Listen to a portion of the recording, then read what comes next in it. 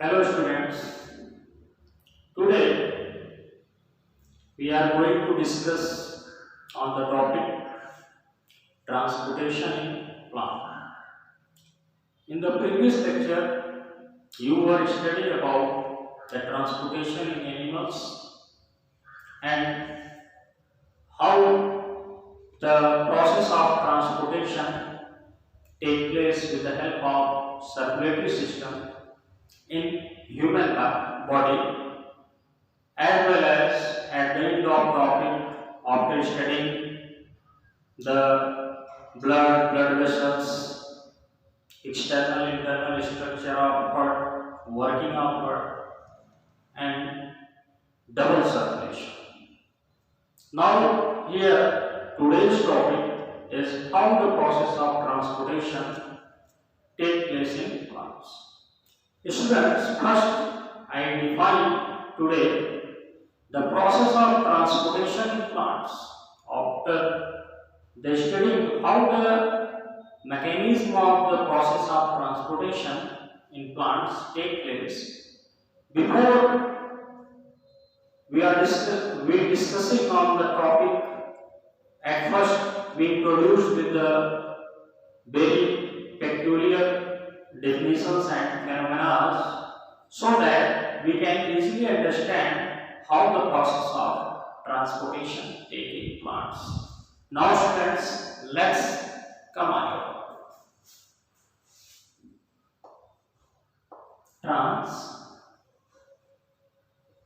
Transportation in plant. Students, like to the animals, plants also require essential substances such as food that are formed after the process of photosynthesis, carbon dioxide for the process of photosynthesis. These are the simple ways to define how plants intake their requirements from the atmosphere with the help of stomata. As in previous topics of nutrition, you study about the stomata intake the carbon dioxide from the atmosphere for the process to perform the process of photosynthesis. Now here we know more than that. Besides the carbon dioxide or gaseous exchange, we know how the water and minerals are distributed from one region to the another region, or you can say that different body parts of the plant.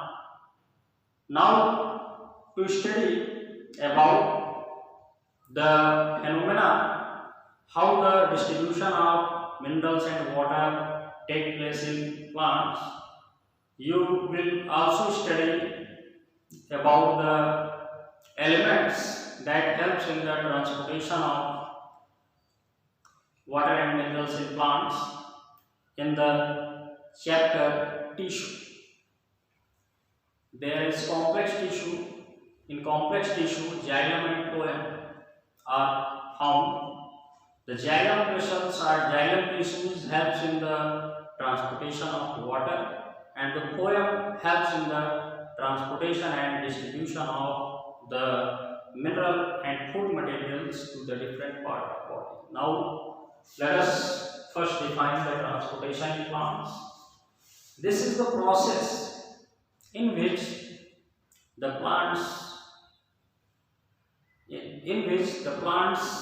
acquire their utility substances. It means the movement of these substances in their body with the help of certain types of system, just like the animal. These certain systems not only helps in the transportation or translocation of such kind of essential substances like carbon dioxide for photosynthesis, photosynthesized food material, and water, but also helps in the removal of the nitrogenous waste matter that is formed to the specific region or part of the plant body. This type of system or this type of phenomena is known as transportation in plant. Now, to study about the transportation in plants and how the process of the transportation takes place in plants, let us first introduce with some more important definitions. First, I take here the process of diffusion. Diffusion. I describe all the topics on which we are going to discuss: osmosis and its types, endoosmosis and exoosmosis.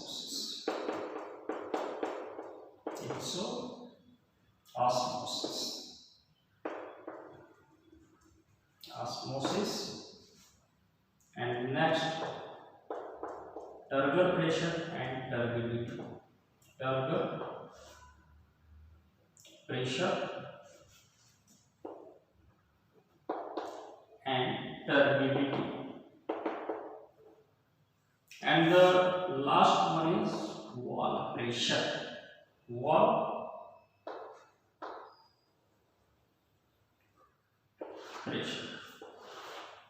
These are the topics on which we are going to discuss. First, take the topic diffusion. What is diffusion and what kind of phenomena take place during this process?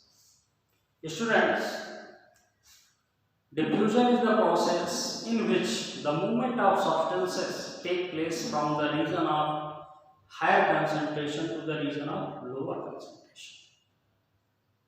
How it can be exemplified, how it can be understood, what is the region of higher concentration and what is the region of lower concentration. Take an example.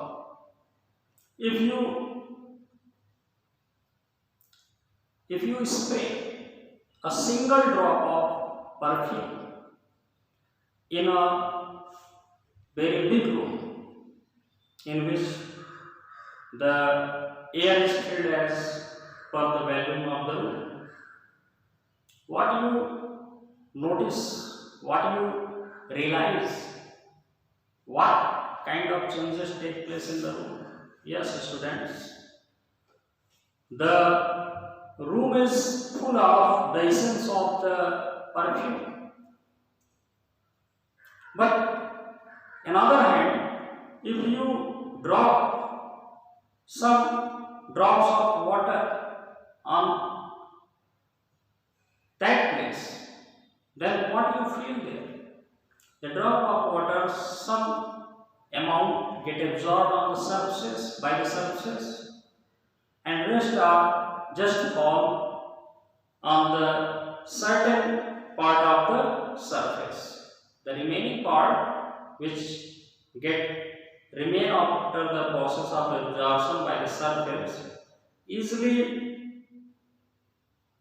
remain on the surface of the floor. But a single drop of perfume fills the whole room. Why I can say fill the whole room? Because its essence, its smell can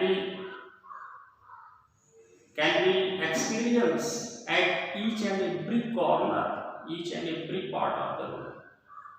Yes, students, this is the best example of diffusion to understand what is diffusion. Because the concentration of the perfume inside the bottle is comparatively more times higher than the concentration of the air filled in the room. Thus, students, I again describe the definition of diffusion. Diffusion is the process in which the movement of substances take place from the region of higher concentration to the region of lower concentration. Yes, students, the movement of substances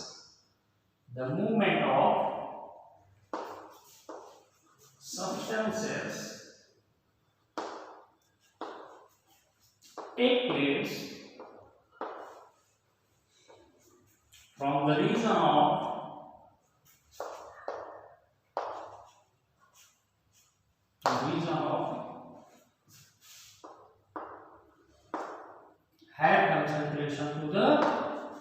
higher concentration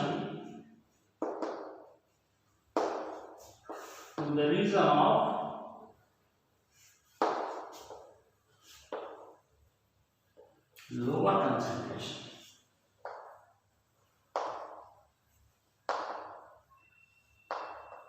Okay, students, what is the means of concentration?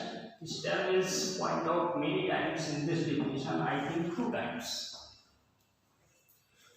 Students, if you take a little amount of water in a glass and you put some grams of sugar, you added sugar and dissolve it,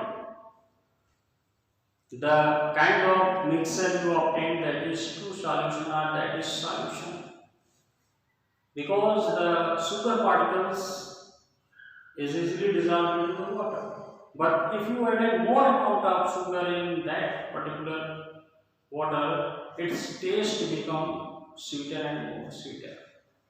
But one condition is also comes when the sugar's capability get lost to dissolve into the solvent, it means in water. Such kind of solutions are known as saturated solution, when the solute particles get stopped to dissolve into the solvent. But here we are talking about the concentration. Thus, you need more sweet taste, you have to need more sugar in the melanol, or you can say that in the syrup of water and sugar. And if you want to take light sweet taste, then add only some amount of sugar. Then the solution is known as dilute solution. And such, the more amount of sugar when dissolving little amount of water, this is called concentrated solution. Now here the diffusion is that the movement of substances take place from the region of higher concentration to the region of lower concentration. Okay, students, I hope you will understand very well the phenomena of diffusion. In plants, the process of diffusion when and how take place. Students, when the plants prepare their food, in the green part it means leaves, the concentration of that food content is higher in the leaf. That concentrated photosynthesized food is further get transferred to the various part of each and every cells. Because the concentration of that photosynthesized food in that cells or that region cells is quite lower. That's why the movement of food substances take place by the process of diffusion into the plants with the help of phloem vessels. Yes, students, phloem vessels and phloem tissues helps in the conduction of food and minerals in the water, food and minerals in the plants. Now, taking the example of osmosis. Students, the osmosis is a special type of diffusion. Yes, osmosis is also a special type of diffusion, but it is just antagonistic. You can say that just the antagonistic to the diffusion. But if we are talking inside a single cell, then it could be similar to the diffusion. Now, first I want to define the osmosis. Osmosis is the process in which the movement of substances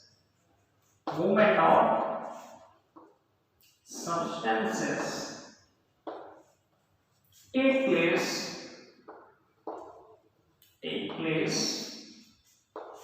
from the region of lower concentration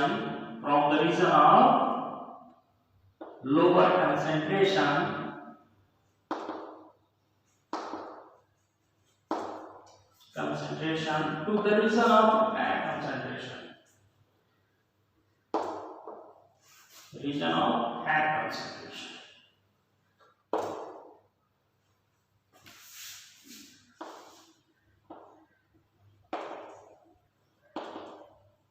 Then students, what do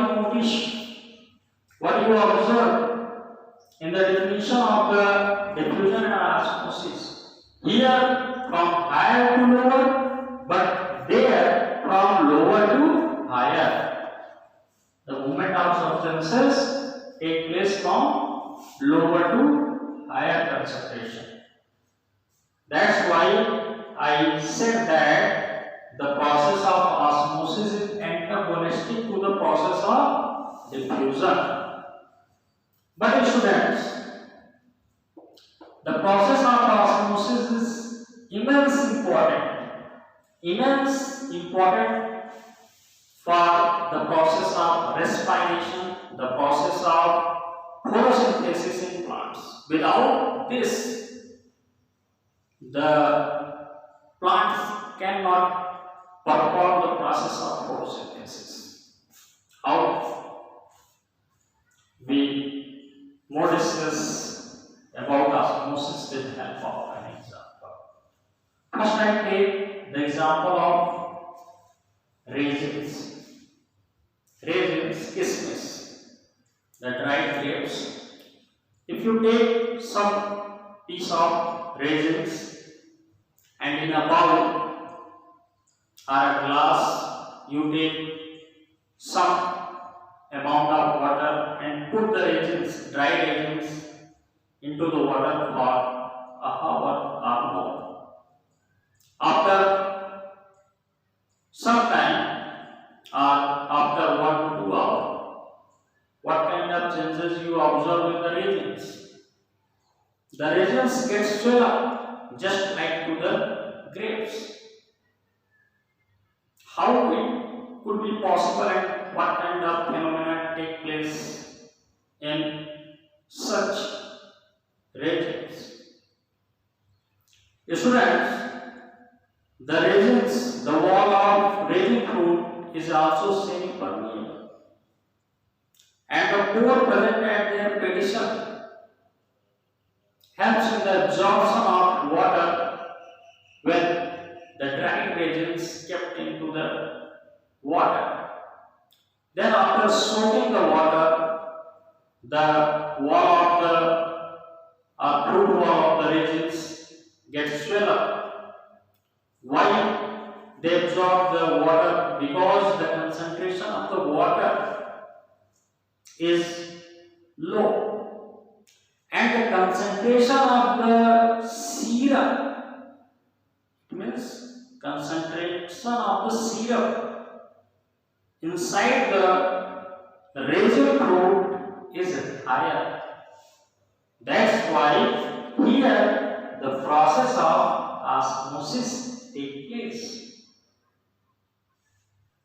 The concentration of the water is lower, and the concentration of the sugar syrup present inside the raisin fruit is higher. That's why this is the movement of substances from lower concentration to the higher concentration.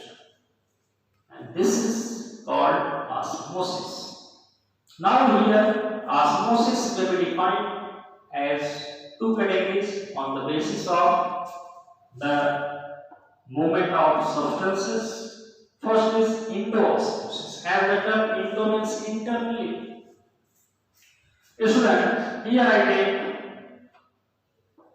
a rough diagram of plant cell.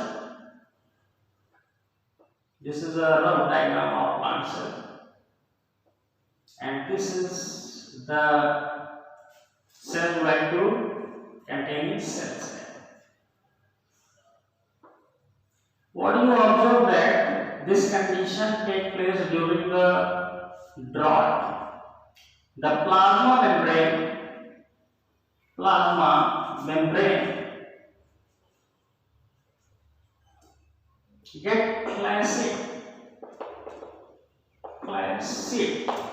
It means shrinkage. It gets shrinkage.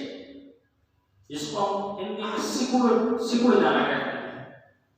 तो then plasma membrane get flaccid due to scarcity of water when no rain for a long time or during the drought condition. And while we notice the cell sap and the membrane of the cell sap, it means chloroplast, get turbid. As I mentioned, the cell vacuole are regarded as the water reservoir of the plant. In such condition, the concentration of the cytoplasm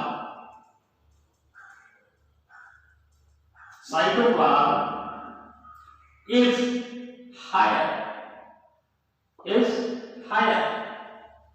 due to presence of less amount of water into the cytoplasm, whereas the concentration of cell sap is always higher than the cytoplasm. But in such situation, the concentration of the cytoplasm will be higher and the concentration of the cell sap will go on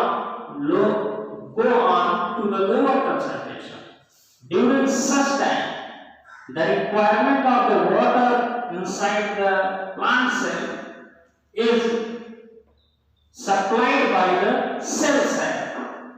When this type of movement of the water, or you can say that cell content, take place from the cell sap to the cytoplasm or to the cell, such situation is said to be endoosmosis. Here also, the concentration of the cell sap becomes lower. In normal condition, the concentration of cell sap is always higher, but in droughting condition, the concentration of the cytoplasm will be higher. Thus, the movement of the substances from the cell sap to the cytoplasm is said to be endoosmosis. Likewise, if we are discussing about exoosmosis, then we find that in this phenomena, just opposite function take place, where the favorable condition and the quiet amount of the rainfall take place during the monsoon season. Just opposite function take place. The movement of substances from the cytoplasm to the cell sap, because the concentration of the cytoplasm will be lower and the concentration of the cell sap will be higher. That's why the movement of the water take place from cytoplasm to the cell sap. This is called exoosmosis. We discuss about the tidal pressure, turbidity and the wall pressure in the next lecture video. Thanks students for joining today's lecture.